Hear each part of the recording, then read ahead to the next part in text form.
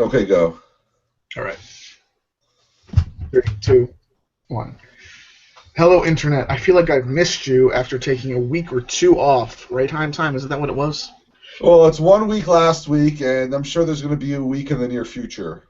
Probably not Okay. next week, but maybe the week after, or something like I that. think this is the 170th episode that you and me have done, or that the network has done. Anyway, this is the tech podcast inThirty. So quickly, divide 170 by 2, Hein. What do we get here? You're putting me on the spot. 85. So that's 85 hours of inane banter, all devoted to you, the listener of the inThirty Tech Podcast. Okay, so this week, there's certainly a lot on the table. We could talk politics. We could talk torture report. We could talk Cuba. We could talk unemployment. Well, hold on. I got a question for you. And this is a this is sort of a joke. So, why are the Republicans mad at Obama? This is sort of a joke. Why are the Republicans mad at Obama, Hein? Okay, so this was an actual news article. They were mad that he used the wrong article in front of the word historic. Do you put an A or do you put an AN in front of historic? It's less a matter of strict grammar and more a matter of like linguistic kind of how it sounds to the audience and how people speak. Well, So apparently he was speaking. Okay. So I mean, what did he say? A historic? No, he said an historic. He used AN with the idea that H has a vowely type starting sound, and therefore the Republicans are chastising him. Not for the content, but the fact that he should have looked up prior case law before saying what he said. No, he knows what's going on. And at the University of Chicago and Columbia and all the other illustrious schools that he has either taught at or been a student at, he went to Harvard Law, right? Columbia undergrad after what was it? What's that weird school in LA? I don't know. Anyway, yes, okay. I don't know. Hein, you are the master of sidetracking me. Okay. Anyway, yeah, that was Hein Time's Obama joke. So we're not going to cover any of those things, and instead we are going to do something that still has foreign policy and political appeal: the hack of Sony. Okay. So I would like to say that this is the most brilliant PR scam that I've ever seen a studio run. They're not gonna have the interview on Christmas Day, but they are gonna shove it down our throats starting on January 2nd or something, right? This is just a big. This didn't happen. All of those emails between the top producers and studio heads denigrating Angelina Jolie, those were all planted, right? They're gonna kiss and make up in a couple of days, right? I mean, you've done the closest to actually making me believe that this was a conspiracy theory. Okay, but the bottom line is this is a pretty big deal, and just if we put it in terms of what if Sony were an individual, this would be the equivalent. This is not a Jennifer Lawrence thing. This is not some naked pictures being put out there on 4chan. This is like your entire Gmail account being dumped in PDF format, sent to Gawker, sent to the New York Times. And like your medical history and the GPS coordinates for your car. Well, the issue is who's behind this. I mean, you venture to take a guess, and I know that as of last night, the New York Times is reporting that North Korea is behind this.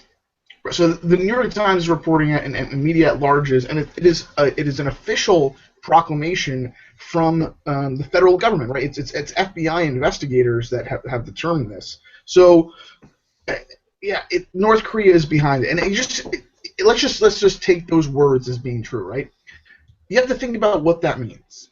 Okay, the average person in North Korea does not have a computer. They do not have access to the internet. They don't know what Sony is, or if they do, they think it is, equivalent to the devil's own corporation. It's a Japanese company, right?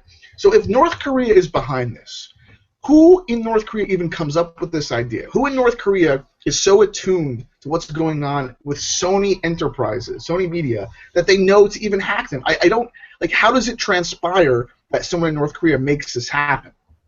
It's probably, look, you're right. It's probably the upper echelon. It's probably Kim Jong-un, to be perfectly honest. The question is are they training these elite hackers in North Korea, or are they just outsourcing it and to the highest bidder?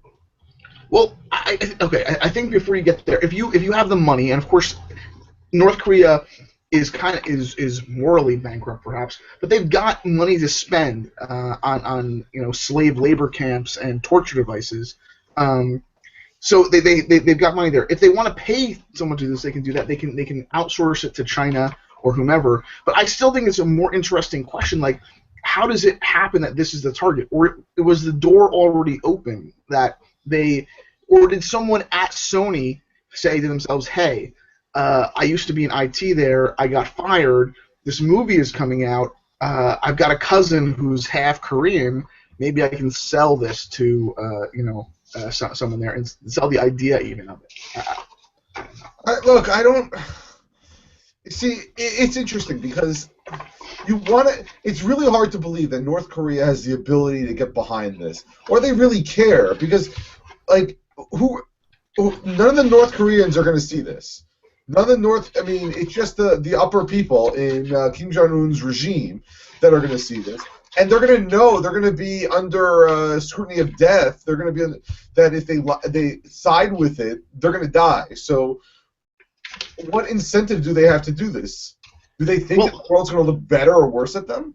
Well, so they are insane, right? Whatever way that they think about the world is not compatible with the average, or like even a crazy person in America's way of thinking about things. They are in the bizarro universe. They're a little, parcel of land on the earth. Things work differently there, so their mindset is different. It literally, if we put a functional MRI on the people of North Korea, their culture, their environment has changed how they think about things, just like it, or is different than us. Yeah, maybe this is a matter of national pride to them. And it's kind of the only battle that they can fight, and it works into their propaganda mindset, I think. And I can see why, if you believe that Kim Jong-un is truly almost equivalent to your God, equivalent to Jesus if you're a Christian, you want to defend his honor, right? I mean, is that what it amounts to? Yeah, look, I don't know how to think, because you have to remember, we've known now for a few months. CNN at least was reporting back in the summer that the interview wasn't going well. North Koreans clearly said, "Please stop it, please stop it, please stop it." They've thrown the threats, and you know what? As of right now, they've succeeded. Okay, that's true. I mean, let's get to that at the end of the show, because I mean that's a topic unto itself. How how Sony has responded to it, how American theater owners have responded to it. But here's another conspiracy theory I've got for you. Maybe the CIA did reach out to Seth Rogen and James Franco. They said, "Make this movie. It's going to piss North Korea off so much, they're going to have to do something crazy beyond hacking Sony. Then we get to put boots on the ground there and wipe them out once and for all." There you go. There's my I'm going to take from there. So they said that. The CIA says there's some interesting information that we need off Sony servers. So get somebody else to hack it, so we didn't do it. I don't know. What type of stuff were you thinking? I mean, couldn't the NSA have done that overnight and just kept it quiet? I mean, that doesn't seem right to me. Well, we have the Project Goliath. So that was the idea that that these companies, Sony and the movie companies, want to reenact SOPA and PIPA. Okay. So we have that. They refer to Google as Goliath, this big bad evil corporation trying to screw them out of money.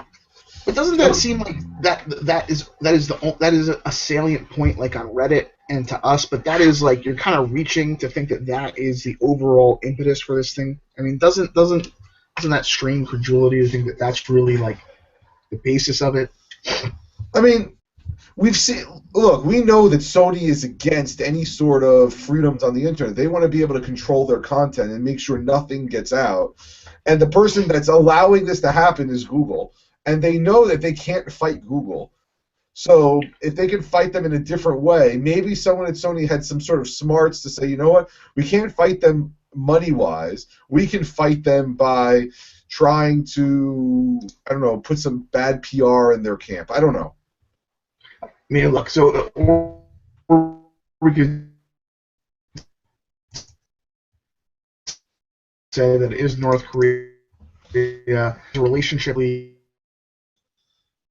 don't think you need to understand who Seth Rogen and James Franco are, that a nation that you view as hostile or at least incompatible with your morality and your national identity is making and someone in that country is making a film that denigrates the leader of your country. I can see how that can get people up in arms, and I can see how like there are ways to do it. I think it's a double bonus that you get to screw. I mean, the American division of a Japanese company, or at least a Japanese named company, certainly. I mean, it's like in hacking them, I think it all works together. I mean, I haven't seen the Japanese mad. Well, I mean, Sony Pictures Studios, or whatever the technical corporate name is certainly like at some level related to Sony, the huge Japanese conglomerate. And there's of course tons of bad blood to this day between, frankly, the Chinese and the Japanese, and the North and South Koreans and the Japanese. But the point is, I think this is, if not sponsored by North Korea, they are laughing about it, or they got on board after the fact, or they give a wink, wink, nod, nod to some hacker group. Is kind of what happened. Well, and now the interesting part is, could have this been prevented?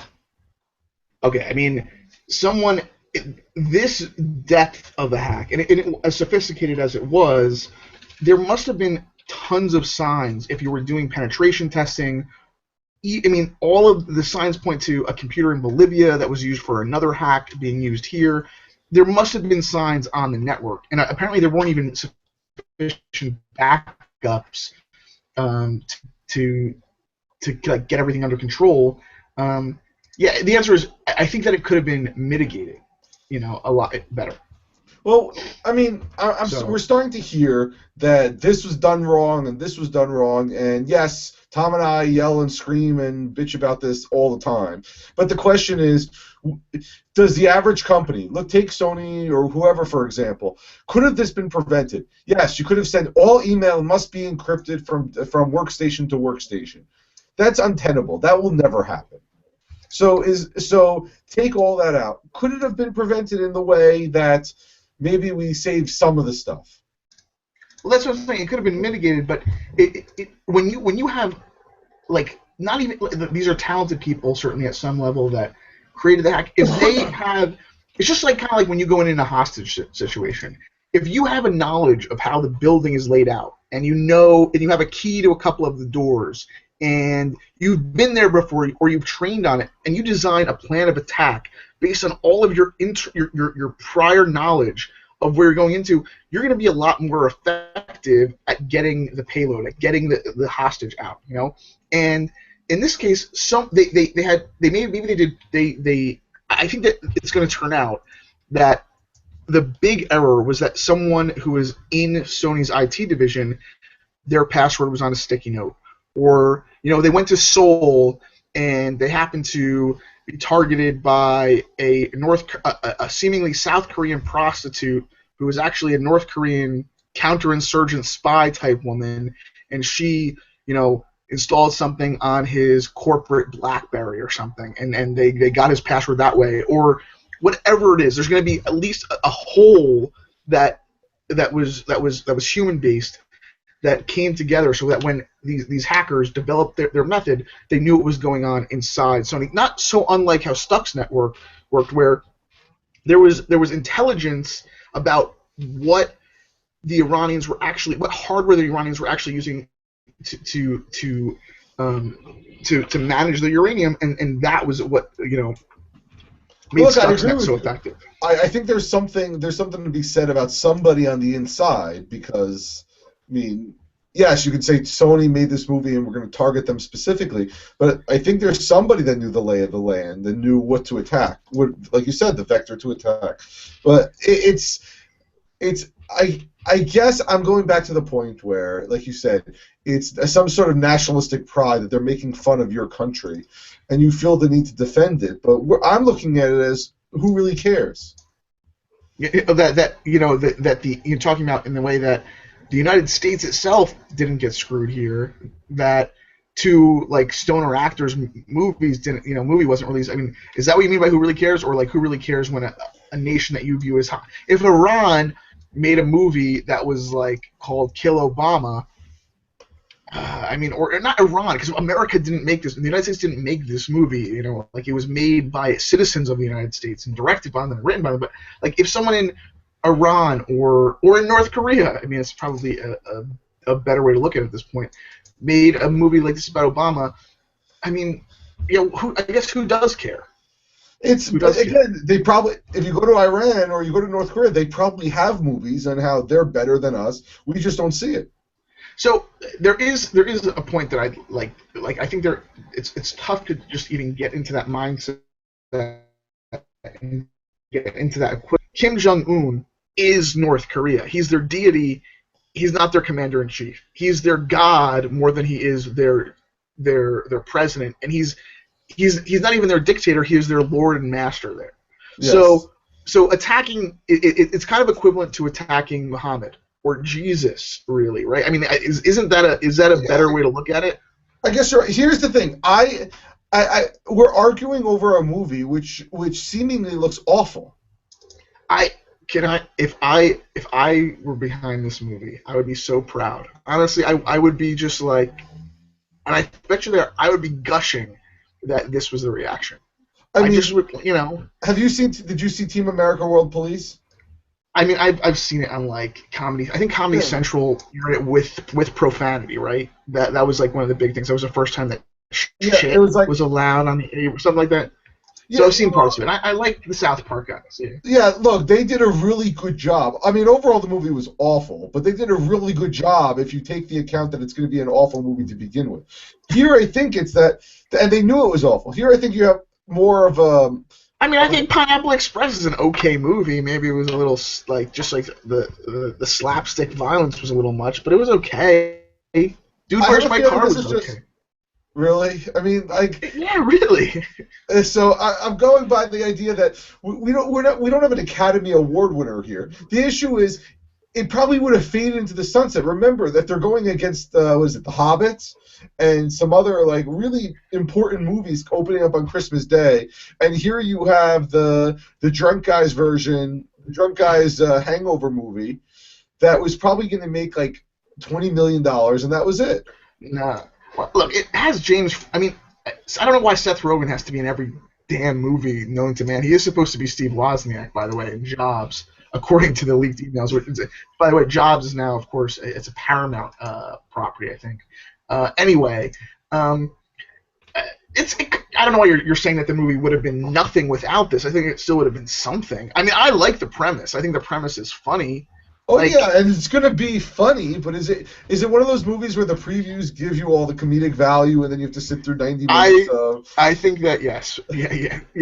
50% of the good jokes were probably going to be in the trailer, but that's okay. For the so how much money would this movie have really made? So the people who really don't care, it is a free speech thing now, and it's kind of nice almost to see that free speech is being squelched not by the NSA or by a police officer who doesn't know what a free speech zone is, but instead it's like even this bigger conflict of like an open society versus a closed society. And I think that makes it even more convenient is that it's not like an Islamic nation versus the United States. It is an Asian nation, and not only that, you don't even get to be called a racist by saying bad things about North Korea, because all you have to say is I like the South Koreans, and they're ethnically like they're equivalent. So this is like this is a really good foil to the United States. If Sony had kept the movie like out for Christmas, which they didn't. So where are we at on time? We got 10 more minutes. I was trying to hit 1/3 left, so I really did get the time right there. So they didn't. So I guess the movie is pulled now, and now someone is gonna have to rehack Sony. Forget Annie and forget what is the Brad Pitt movie Fury. We need to now have someone go back in and find a really good DVD rip. You ready for another bad joke? Go ahead. I got another one. Wasn't there a company recently who said we're going to push a really bad album on all unsuspecting people? You're talking. I mean, we're talking about U2 and Yes. Apple. I don't even know. So Apple found a way to sneak a really horrible musical album on everyone's phone. I bet you Sony can find a way to, and I didn't make up this joke, to push all these things on everyone's PS3 and PS4. No, I think they have a great opportunity to say something like, "Hey, we stand up for free speech. We stand up for even the United States and the values of openness in the West. We're going to give this movie away. I mean, it's going to be hard to stream it for free to everyone, but we're going to license it to Netflix for $10. We're going to license it to HBO and Showtime and Cinemax." No, you're thinking no, but then that's the North Koreans have fodder to go after those companies. I think you release it on BitTorrent. Okay. Release it on BitTorrent. Just say, here, it's free. We're not going to make any money on this. All the U.S. companies are scared. Here, have everyone. You can't go after everyone. Okay, so there are a lot of people attached to the film, I'm sure, that can't afford to give back their salaries from working on it. But you know what, Seth Rogen, he's had it pretty good. James Franco, he's okay. Don't even like, if you have to subsidize, buy the movie back from Sony. This is where if Warren Buffett wants to do something, buy the movie and distribute it for free. Sony will hurt with the loss of this movie, but they're not really going to hurt. How much do you think it costs to make this movie? 90% went into the salaries of Seth Rogen and James Franco. Yeah, that is true. So probably, you want to say $40 million? Did you see the criticism the rightful criticism of those Adam Sandler clunkers that they've been putting out, though? Like, how everyone at Sony is like, why are we even doing this? This is embarrassing. People go, the last few Adam Sandler movies have been awful, and they tell me as if I know him only because I look at him. Okay, but we're going to veer away from the free speech angle for a little bit, but and Seth Rogen said this, and it's kind of like an obvious kind of position to take. I think Brad Pitt, even though Angelina was denigrated in some of the emails, said it. That is it unethical to not only read these things but then to publish them as if it were news? I mean, this is not a sitting president this is not uncovering corruption. These people, although they work for a huge corporation and make tons of money, they're not public figures per se. They're not actors. They don't benefit from celebrity. Is it right to put with the woman is Amy Pascal and like everything that she said, like to publish it? I mean, I'll be honest, I read a decent amount of it. It's cool. You feel like you hacked Sony and you get to see what they're saying. Is it right? Well, no, I don't think so, because it's not. You didn't obtain it legally. It wasn't a scoop. It was somebody did something illegal, just like the Jennifer Lawrence and all the celebrity photos. It's the exact same thing. And then people say, and Tom and I talked about this, well, you should have had better security. And we go, no, Jennifer Lawrence. That's never the case. You shouldn't have taken those photos if you want them to stay private. And you have to remember with that is that this wasn't meant. They did everything in their power to keep it, except for the fact that they got hacked at the end. Right. It's not. No, I don't think blaming the people. I mean, like, nothing. The other thing is not. I go back. The fact that it's not playing into the public interest to see this stuff. It is not right. I'm not at the point where I can say or make the case morally that all politicians' emails need to be public or it's right to hack them. But if there's a difference here between WikiLeaks and Edward Snowden, and this is not the same type of thing. It just feels like because they're the big guys are getting hit, it's not right. But I mean, Sony now goes back to doing business. It's not going to put them out of business. But what is do people, next time someone wants to make a movie that's a little bit challenging, I mean, talk about free speech, does this chill it now? Do we, that might be the worst thing. It might be me. Is it, what's the equivalent? Are we had to take our shoes off at the airport for 15 years, 13 years after 9/11. Well, look, here's the thing. Okay, they're not going to lose money on the interview. I mean, they already put the marketing machine behind it. There's going to be a ton of hype if they can find a way to monetize anything. But it's the other movies that were leaked out. They're claiming that they have the other 5 or 6 movies set to be released in the next 3 or 4 months. So with that said, that's the money that's where they're going to lose a significant amount of money, because those are probably real blockbusters, and here you have some slapstick comedy. But so what I'm getting at though is like the chilling effect of this happening. And the other thing I'd like to say here is that the thing that this seems to me like just this like somewhere along the lines, one of the hackers or someone that claimed to be affiliated with them mentioned 9/11. Like if you screen this movie, we're gonna go after you 9/11 style. Really? The same guys that can use these, like, largely a lot of the hacking material apparently was off the shelf, but like it's just not equivalent. There's no equivalent threat and safety to just because they hacked this stuff. So the fact that there was any inclination to not screen the movies, it strikes me as irrational worry. And the fact that people fall for that still, that was the calculation, that worries me. Well, look, you have all the movie theaters pulling it. And then some of the movie theaters said we'll show Team America: World Police instead. And then they got pulled that. So that I think that is bad for, that shows that we culturally we have a problem. This like irrational fear. I mean, you check me. Is it irrational here to be fearful? No. I would have shown up. I would have fine. This is America. We're the greatest country in the world. We're going to show it, and what are you really going to do about it?